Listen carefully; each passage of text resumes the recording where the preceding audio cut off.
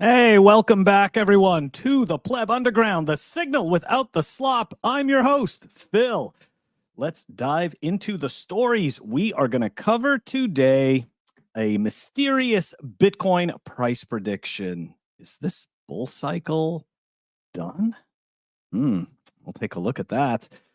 It's part of the Hopium, believe it or not. Paper Bitcoin summer updates, guys. Blackrock and OranjeBTC finally just went public. We'll take a look at that. Russian banking giants, they are bullish on Bitcoin. That's a surprise. We'll take a look at that story. Wallet of Satoshi. Wallet of Satoshi's back, right? They're doing some advertising, and apparently they're giving some bad advice. We're going to take a look at that. PolyMarket gets an upgrade. Sweden is cozying up to Bitcoin and Bitcoiners. How are they doing it? South Africa, guys. South Africa is becoming a Bitcoin nation. We're going to dive into some big news from them. Square is launching Bitcoin payment tools, which we've talked about already in the past. We'll take a look at what the conditions are going to be for that. And of course, right, we've got some more carrot on the end of the stick with some strategic Bitcoin reserve hopium. All right, guys, you know the deal. First, we're going to show some love to the Pleb Underground sponsor, and we are going to be right back to dive into these stories. Here we go. Pleb Underground is sponsored by Archimedes Emporium. Discover the pinnacle of precision engineering, starting with their Bitcoin logo wall clock, meticulously machined in Maine from a solid block of aerospace-grade aluminum, ensuring unparalleled durability and performance. Experience the difference of a product made without compromise. Head on over to Archimedes Emporium. Okay, I meant to actually show this yesterday, but completely slipped my mind with all the other stuff that we were looking at. So let's dive into it, right? This is a post here from the Bitcoin Archive account.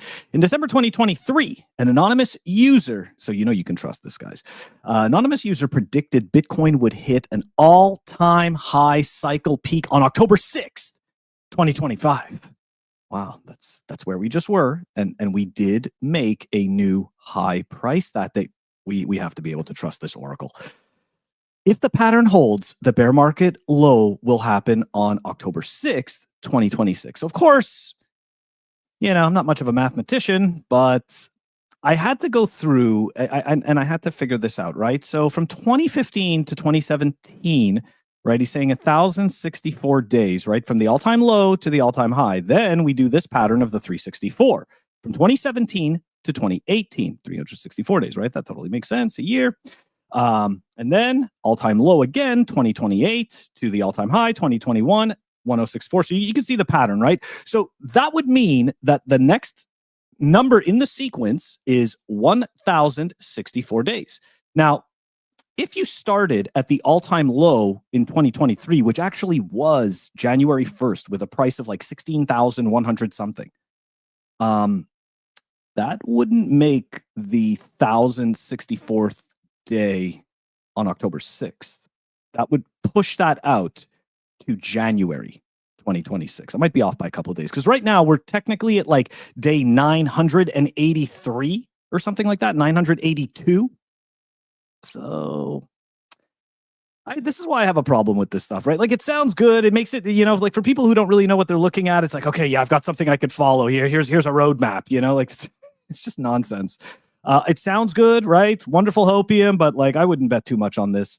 And yeah, you know, I mean, if you really thought that the 124K was the cycle top, while gold is still making new all-time highs, while silver just made a new all-time high today, I don't buy it. I just don't buy that Bitcoin has already topped out this cycle. And no, I don't believe I'm coping. I'm attempting to be as genuine with my own thoughts as possible. And I don't see it. I'm not seeing the market exuberance. I'm not seeing all the signs of top. And I'm not seeing all the shenanigans yet. Indeed, there's plenty of shenanigans going on, but not as many shenanigans that would dictate the top of a market. Anyways, just my opinion. Let's continue on from this, guys. That's right. We're going to dive into some... Do we do paper Bitcoin summer now? Why not? Why not? Let's just dive into paper Bitcoin summer. Rip off the Band-Aid. We'll rip it off. Here we go. Okay, so BlackRock just bought 970 million Bitcoin, $970 million worth, of Bitcoin. Its third largest buy since spot Bitcoin ETF launch. Guys, broken record here. BlackRock doesn't actually own all this Bitcoin. This is all just Bitcoin for the ETF. These are to purchase the Bitcoin in kind. BlackRock themselves own between, I think it's like 6 to 8 Bitcoin, right? Like the BlackRock institution themselves. So just keep that in mind. Okay, moving on. Orange. I just like saying it because it kind of sounds like it could be French. And they spelled orange wrong, right? They spelled it with a J. Well, wrong. I'm being ethnocentric. It's just the way I spell it.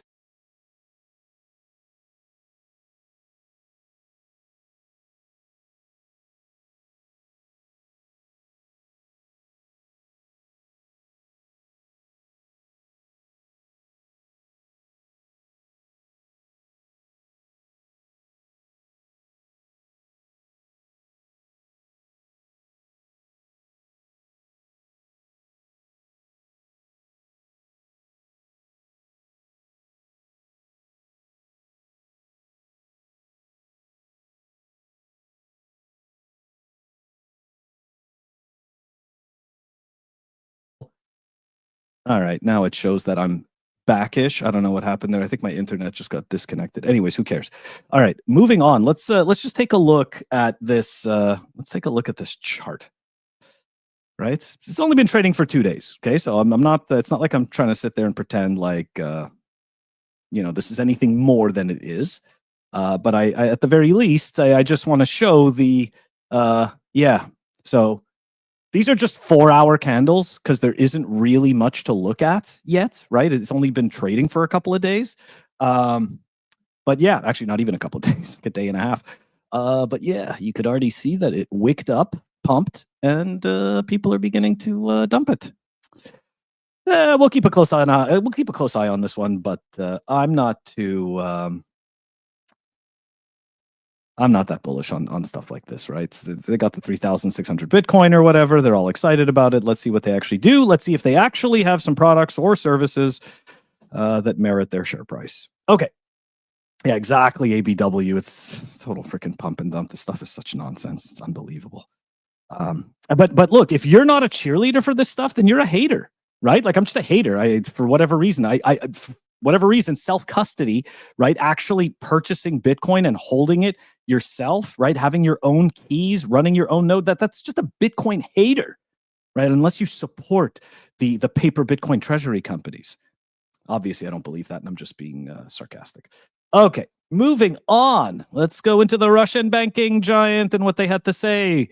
Russian banking giant VTB sees BTC price doubling in the medium term. I love that.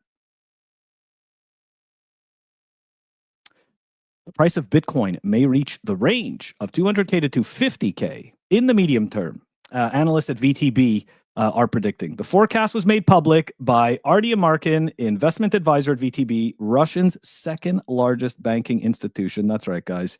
Russia doesn't think the bull run is over. And you know what? I like that hopium. I agree with them. I agree. I don't think the bull run's over either. Okay? I'm not just saying that. I genuinely don't think so. If I did, I would just say it because I've said it in the past. Anyways, let's continue on. Let's take all right. The wallet of Satoshi news, guys. This is pretty disappointing. So, as you may or may not know, wallet of Satoshi is back, right? And here we go. A new Bitcoin era begins now. The world's best Lightning wallet now self-custody. Okay, like that. Right? Nothing wrong with that. And then a fellow Bitcoiner, Jason Hodlers, pointed this out. This is awesome, but why are you recommending that users back up their keys on Google Drive? Oh, wallet of Satoshi. I get that you're trying to maybe make things easier for people, but this is not the path. That's a great way for them to get hacked and lose all their sats. Can confirm. Right? Like that is terrible to do. All your users can write down 12 words. It's so true. I don't know what the deal is with people trying to make self-custody seem so difficult. When you think about all the difficult things that a person has had to do throughout their lives, what you've had to do throughout your life, and somehow right? Somehow somebody in this space is going to convince you that writing down 12 or 24 words is somehow incredibly problematic, and you can't keep up with this. It is just too tough. Wallet of Satoshi, definitely you're going to want to change this recommendation. This is an awful recommendation. I get that it's easier for people who aren't necessarily familiar with using a using a Bitcoin wallet, right? A Bitcoin signing device. But this is not the path. Like, if anything, it should have been the complete opposite. It should have been a warning never to back up your seed words to Google Drive. That's what it should have been, right? It should have been the little triangle, the exclamation point, the red. Don't do this. Yeah, user experience it's always very difficult to balance user experience with privacy and security. It is a difficult tightrope. If you've ever worked in engineering, software development, anything along those lines, product development, you know that this is not, it is not cut and dry. However, this should have been an easy one to say, okay, yeah, we're definitely not going to do this. Anyways, too bad, Wallet of Satoshi. But it's an easy change, right? You guys can fix this very easily and just say, hey, we were wrong about this. That was some bad advice. And yeah, we're changing that. Okay. Anyways, we are going to move on. Let's, oh yeah, here we go. Let's take a look at the, where is it?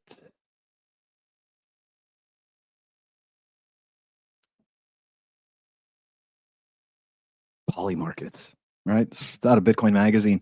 The world's largest prediction market, PolyMarket, now officially supports not shitcoins. That's the news, that they're supporting not shitcoins. Good job. Good job, PolyMarket. Way to catch up. Yeah, I know. I'm not too impressed with that either. Okay. Anyways, let's dive into the Sweden news. Here we go, guys. More of the sovereign individual. If you haven't read that book, read the book. It's worthwhile, or listen to it. I'm not telling you to buy it. I'm just saying, if you can listen to it or read it, it's worth it. If you find value in purchasing it, then purchase it. I did purchase it, and I'm happy I did. I've read it a few times. Anyways, Sweden proposes removing Bitcoin capital gains tax for payments. They're considering a Bitcoin strategic reserve. So let's dive into the meat of that actual story. Swedish lawmaker Rickard Norden has filed a motion to the Finance Committee suggesting a tax exemption on the use of Bitcoin for everyday transactions. Is there somebody actually paying taxes on those transactions right now? Is there? Think so. I really don't think so.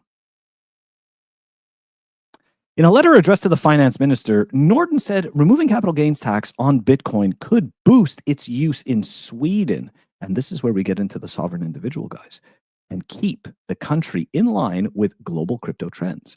Not only that, Norden also highlighted how Bitcoin could act as a hedge against inflation amidst economic volatility. Who would have thought, right? Sweden actually wants people to move there. I know.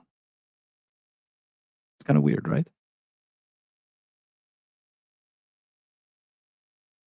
In addition, Norden also urged the Finance Committee to consider adding Bitcoin to Sweden's foreign exchange reserves. At the moment, Sweden's foreign exchange reserves mainly consist of traditional fiat currencies, so IOUs, and assets like gold. Okay, so they have gold. That's what they actually have. Norden believes that by allocating a small portion of the reserve in a BTC, Sweden could diversify its financial asset portfolio and strengthen its position amidst risks in the international financial system. I love seeing countries do this kind of stuff, and I'm really curious to see if people actually take the plunge, right? And that they actually decide to relocate to these countries that are more favorable to Bitcoin hodlers. All right, let's take a look at South Africa. Here we go.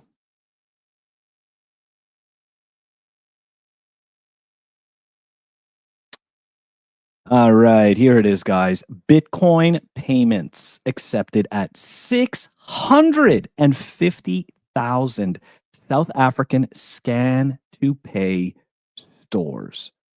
Now, this might be the real story behind the fake story last week or the week before about Shell gas stations in South Africa all accepting Bitcoin payments, right?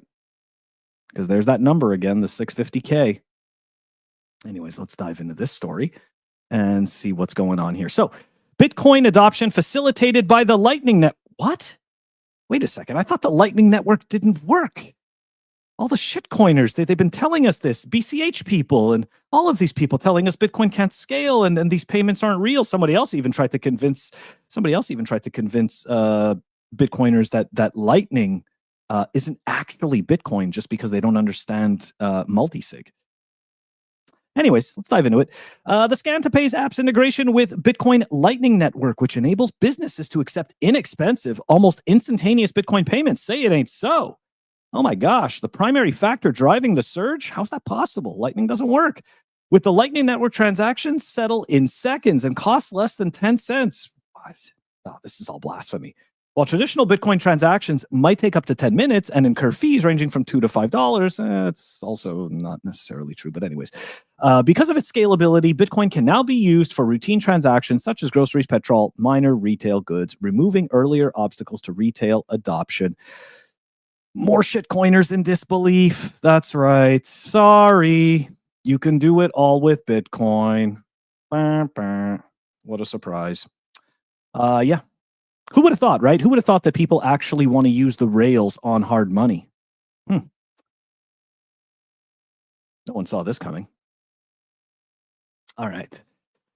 Look at that. Financial inclusion and merchant adoption. The majority of these retailers work in industries where quick payment settlement is crucial. So let's go back through this. Quick payment settlement is crucial, and they are using Lightning. They're not using stable coins. They're not using XRP. They're not using any of these other shitcoins. They're just simply using Bitcoin leveraged in Lightning channels because of the quick payment settlement. I'm just amazed. Such as retail hotels and petrol stations, customers can use Bitcoin to make purchases via QR codes using Scan2Pay, eliminating the need for conventional banks and aligning with South Africa's mobile-first economy. Approximately 10% of South Africans, or over 6 million people, presently own or utilize crypto, with Bitcoin being the most popular asset.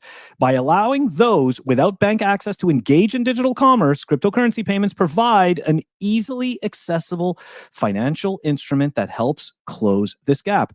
Because again, right, Bitcoin is a voluntary network. You can opt into using Bitcoin or you can opt out of using Bitcoin. It is, in the end, entirely your choice. Sounds wild. I know. Freedom is it's tough. It's a tough one. Nobody likes freedom. It's not fun. It's very inconvenient, all that freedom. Okay, moving on. Let's take a look at the Square stuff. Take a look at the Square news. Here we go. Okay. Jack Dorsey's Square launches new Bitcoin payment solution with no fees. Carrot on the end of the stick. Why am I saying that? Why am I saying carrot on the end of the stick? Because it always is. Square's new tool allows small businesses to accept Bitcoin payments with no processing fees for the first year. That's right, guys. For the first year. Now, look, I get it, right? Most products do this kind of stuff. I'm not just singling out Square and saying that, oh, you're absolutely terrible. What you're doing is completely different than what other people are doing. No, I'm not saying that. I just wish that when this stuff is advertised, right, like it's like, from the Bitcoin Archive, I think it was the Bitcoin Archive account, right? It's like, why don't you just say that has no fees for the first year? Like, why is it so important to fucking lie about stuff? Or sorry, tell half-truths about it, right? I don't get it. I just don't get it. But anyways, look, it's definitely a good step, right? It's a positive step in terms of adoption. Saying that there's no processing fees for the first year, okay? This is not a deal breaker. This is what most businesses do. When you understand rhythm and you understand you understand how people get essentially wrapped into using a network, then you understand why they're giving them 1 year without processing fees. Because like humans, right, we get used to rhythms. And so you do this for a year. And then guess what? At the end of that year, you're going to have to pay that fee. Well, you're already all roped in. You're already doing all kinds of business with them, maybe, right? So can't stop now. It's okay. Nothing wrong with that. Just, just be honest. Just say, hey, you don't get fees for the first year. You have to go to the real article just to get those extra 2 words. Interesting. Anyways, all right. We are going to take a look at Strategic Bitcoin Reserve Hopium. U.S. Secretary Bessent. The U.S. holds $17 billion worth of Bitcoin, will not sell, and plans to continue to accumulate. Said it before. I'll say it again. I will also apologize if I am wrong, but I'm telling you, I do not believe U.S. government in any way, shape, or form is going to be printing dollars to buy Bitcoin, or is going to be figuring out something to do with like a budget surplus to buy Bitcoin or any of that stuff. It's going to be all confiscations and stealing. Sorry, just being honest. Just being honest. Anyways, guys, this is gonna, yeah, exactly, ACP, right? The real story behind the fake story. 2 freaking words, man. It's just ridiculous. It's so ridiculous. Anyways, guys, this is gonna wrap up this episode of the Pleb Underground. You're gonna be back tomorrow, same time, 12:10 p.m. Eastern time, and don't forget next week, we are gonna be at TabConf. It's going to be a whole lot of fun. There's going to be a lot of plebs over there. We're going to have these plebs live with us. It's going to be a whole lot of fun, a whole lot of interesting conversations. Before we go here, Mr. Business made a comment as if our government could. I know, right? I just said this ridiculous optimistic thing, but it's pretty much like even if they did run a surplus, they're not spending it on Bitcoin. This is why I hate the hopium dealers, because they just lie to make you feel good. Anyways, guys, have a great rest of the day. And I will catch you all tomorrow. Take it easy.